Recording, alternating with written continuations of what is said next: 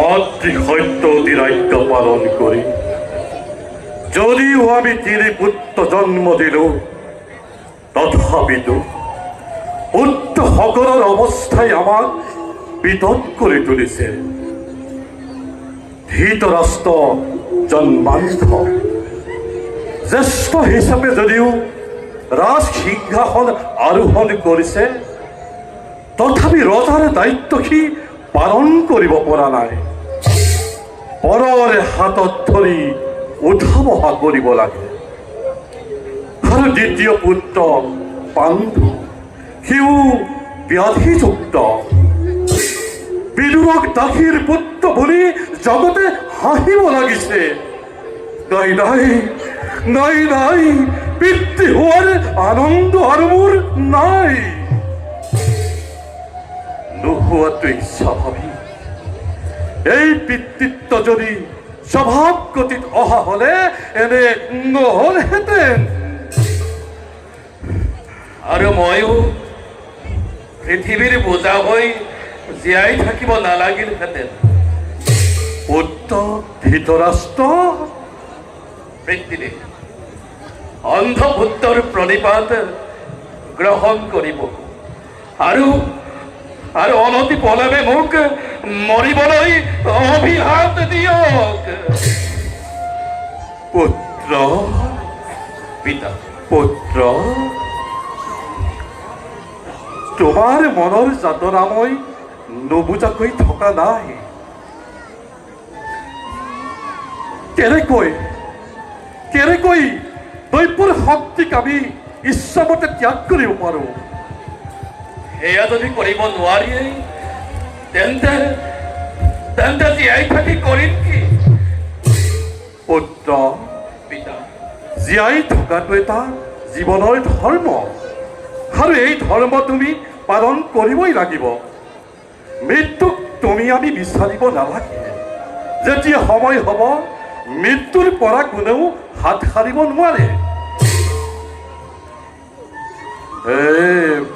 পুত্ৰ বিদুৰ ইমান সময় অহা নাই কিয়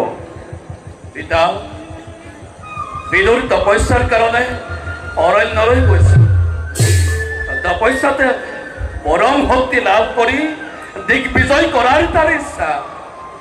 মই বিদুৰক বাধা দিয়া নাই কাৰণ যি কাম মোৰ দ্বাৰা নহয় সেই কাম তাৰ দ্বাৰাই সম্পন্ন হওক বৰ আনন্দৰ কথা বৰ আনন্দৰ কথা পিতা কৰুণা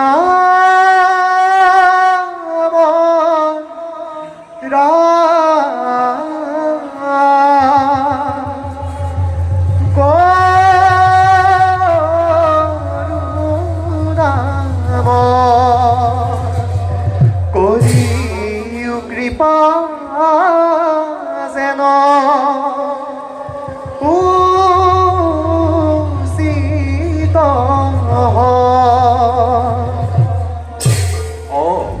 হোৱা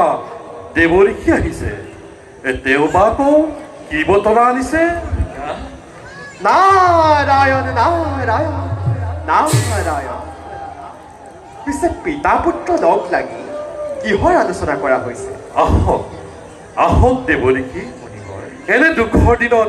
আপোনাৰ দৰে পৰমজনক পালে সঁচাকৈয়ে আশ্বস্ত হওঁ অন্ধৰ প্ৰণিপাত গ্ৰহণ কৰিব দেৱৰক্ষী পিতাৰাই কৈছে দুখৰ দিন আৰু তুমি অন্ধ বুলি দুখ কৰিছা কথা কি দেৱৰীষি মুনিবৰ কি কম মই মোৰ দুখৰ কথা নাৰায়ণ পুত্ৰ মোৰ ধৃতৰাষ্ট্ৰ দৃষ্টিহীন দিগ্বিজয় কৰিব নোৱাৰা হেতুকে তাৰ মনত অলপো শান্তি নাই আৰু তাৰ অশান্তিয়ে মোৰ অশান্তিৰ কাৰণ হৈছে আৰু পুত্ৰ বিদুৰ তপস্যালৈ গৈ ঘূৰি অহা নাই বাৰু দেৱৰীষি মুনিবৰ পুত্ৰ ধৃতৰাষ্ট্ৰই দিগ্বিজয় কৰিব পৰা কোনো উপায় নোলাবনে সাধাৰণতে অন্ধজনে দৃষ্টিশক্তি লাভ কৰাৰ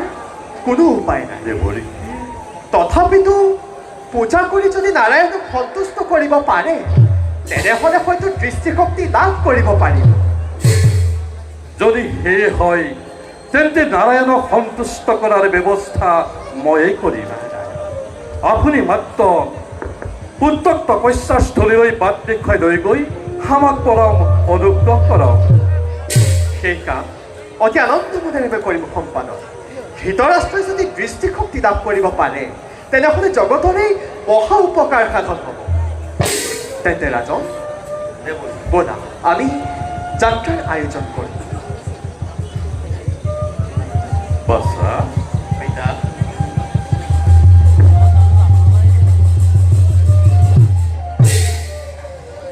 ৰাজন দেৱদেৱী